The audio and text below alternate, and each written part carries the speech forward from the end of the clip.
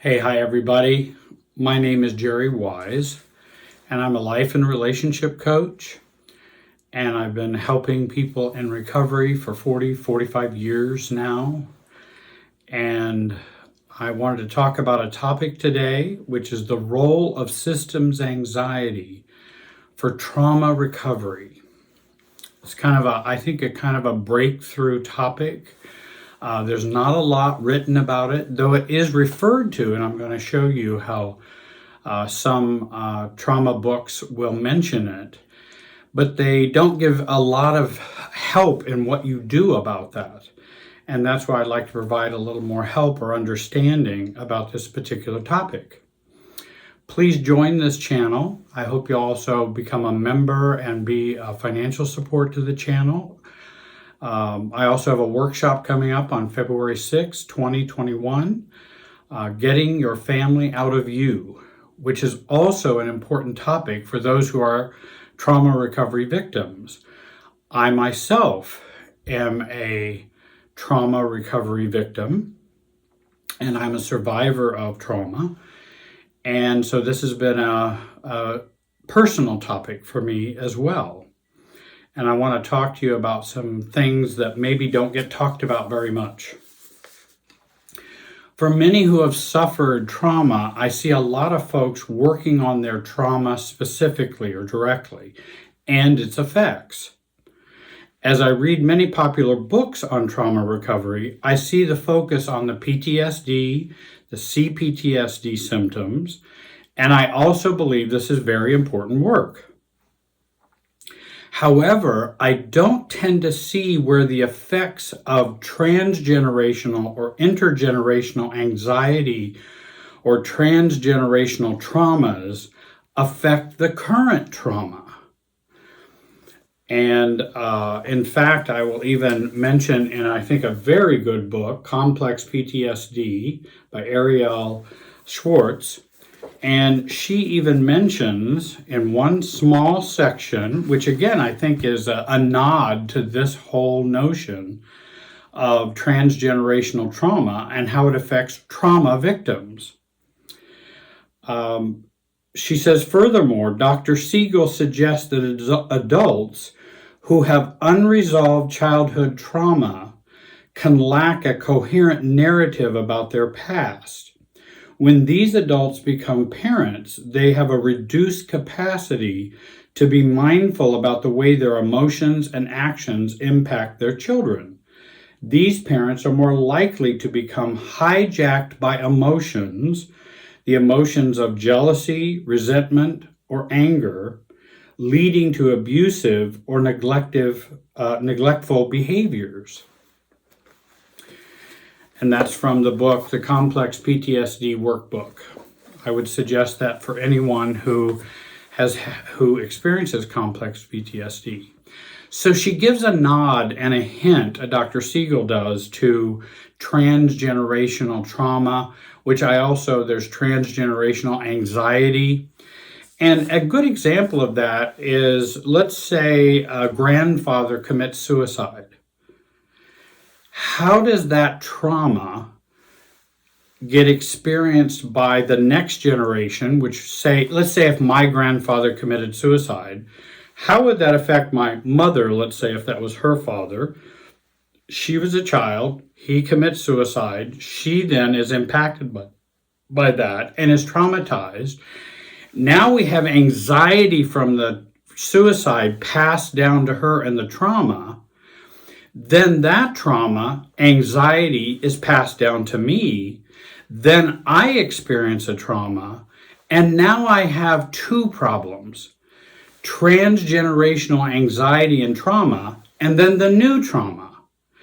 And I think this is where trauma victims can gain some insight and help and recovery in healing the current trauma by healing the transgenerational anxiety and trauma that has come down to us.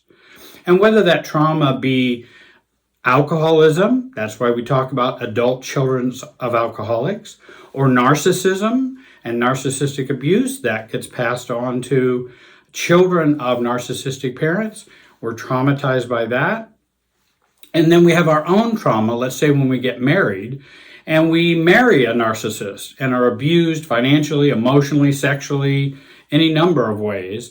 And now we have the family transgenerational anxiety and trauma, and now the new trauma. And I believe working on both is the key to recovery. If we just work on the present trauma, we may miss the powerful healing for us to work on the transgenerational recovery or the trauma. And that's why, for example, I'm doing a workshop on getting your family out of you. And for those who watch this video after that workshop would be available up on my website, www.jerrywiserelationshipsystems.com. Because getting the family out of us gives us a great deal of prophylaxis or protection if trauma were to happen to us. It also helps loosen up this trauma by healing this trauma, the family and the current trauma. And we know from research that self-differentiation, or the work of detaching from all of those emotional currents that come down through the generations from the trauma. We also know that there's even genetic parts of that or biological parts of that, or maybe the cell itself has information about a trauma that gets passed on biologically. There's information about that trauma that can get passed on. I think in years to come, we're going to learn more about that.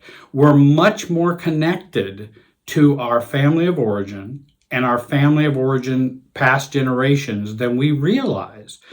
To acknowledge that gives us a way to heal. Because if we can detach and become a self and self-differentiated, then all of this flowing from the past is not fueling our anxiety and our trauma and our stress.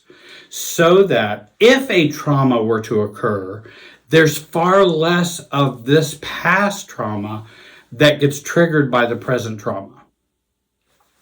And in healing, if we can work on our trauma symptoms, as this workbook would help you do, and we work on self-differentiation and functioning differently in the family, emotionally, then you can really have a real bulwark of strength and a solid sense of self, which again is an excellent prophylaxis for any trauma that would happen in the future.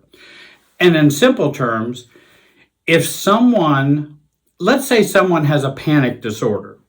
Now, we can talk about all the origins of panic disorder, but let's say somebody has a panic disorder and then they are traumatized, whether through abuse, violence, rape, or something such as that, and they get traumatized, then don't you see the double whammy that's happening? I have an anxiety disorder, now I have a new trauma. And so we have to work on both. Let's say someone doesn't have a panic disorder, and let's say they come from a fairly healthy family and have more of a sense of self and are not so fused or enmeshed with their family of origin. Then they experience a trauma. Many times that trauma can be less traumatic because we don't have all of that from the past flowing into this. And so, and in fact, I know of people, and I think you probably do too, who have experienced trauma and they are not nearly as impacted by somebody else who may have experienced the same trauma, but they are traumatized and their whole life is a mess. Other people have that trauma. It's troubling and it's problematic, but they don't become an alcoholic. They don't ruin their lives. They're able to function in a more healthy way. Why is there a difference between the two? Trauma is trauma. Because I think there's a lot more that's residual. There's a lot more that's within us that gets triggered. And where people are not triggered, then they're dealing with the event of the trauma. And that doesn't tend to overwhelm us as much. Or another way you may think about it, if I have 5 units of transgenerational anxiety and trauma, and I've fused with my family and I'm enmeshed with them emotionally. Maybe I don't like them, maybe we fight all the time, but I'm still emotionally fused with them. Then I experience a trauma.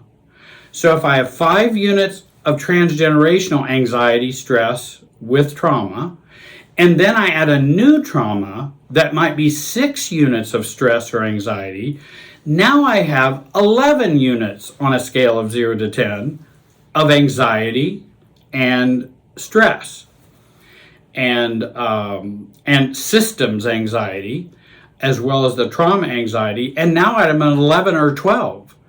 Well, how is that going to feel? Absolutely horrible. So if somebody comes in with a 1 level of systems anxiety from their family of origin, have 6 units of new trauma from being traumatized, physically violence. Mine was physical violence and a break-in to a house in which they robbed my mother and I. She was elderly and me, and it was horrible. And now I have 6 units of this trauma. Well, what's my total units of trauma? 7. 7 on a 10 scale is better than 11 or 12 on a 10 scale. And so that's why healing both of those is so critical. And again, just like the suicided grandfather, the physical abuse that went on in grandparents affects their children and affects us, for example. And that's all flows through the transgenerational emotional process. And it's not just thinking about it differently. That's where I might disagree with Dr. Siegel in there. Well, we'll just have a different conception of it, or we'll have a better narrative about what happened if we deal with those problems. And I think it's deeper than just a better narrative. In Bowen Family Systems, we are connected to that emotional field in which we are all interconnected emotionally. And so we want to learn to detach so all of those flows of anxiety start to get cut off, those umbilical cords of anxiety that we have from our family of origin. Let's talk about an example like Christine. We'll call her Christine. Christine experiences, or it could be John, but we'll call it Christine. Christine experiences an overprotective dad. Very protective. Again, dad is overprotective because he had a sister that was traumatized by a parent for physical abuse, and he couldn't protect her. So now because of that trauma and now because of that anxiety, dad now is overprotective of Christine. Oddly enough, Christine marries a narcissistic abuser and has some physical abuse in marriage and now is traumatized as a result. Do you see how all of those pieces flow together? And it creates a real problem for Christine. Now Christine has the family of origin anxiety and enmeshment because overprotection is enmeshment. Traumatization enmeshes us and overfuses us in a relationship system or a family system. And so now she has this anxiety, which produces feelings of inadequacy and helplessness from growing up with her father. And now she experiences this new trauma. And now she's got the 11 or 12 on a 10 scale anxiety and stress. Working on both of those things, I believe, can now help the trauma victim reduce that enmeshment, that anxiety, bolster a sense of self, and we can reduce that double whammy. And I think, again, so many work on the trauma, they don't work on all the units of stress and anxiety that they had coming into the trauma. And I think that's where we can gain some real positive growth and healing. And I think there are many people who are trauma survivors who get stuck in their trauma because they haven't looked at their family of origin. And I don't just mean look at it, I mean they haven't resolved their umbilical cord to their family of origin and all of its emotional field, the trauma, the anxiety, and what's gone on in the past.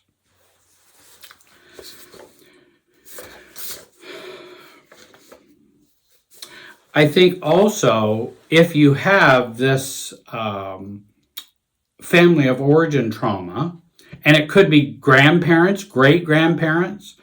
I have a client whose father was killed in Israel and was killed by a terrorist, and he was 12, and that's traumatic. To dramatically lose a parent to a car accident. I remember I was in grade school and one of my best friends' mother died in a horrible car crash.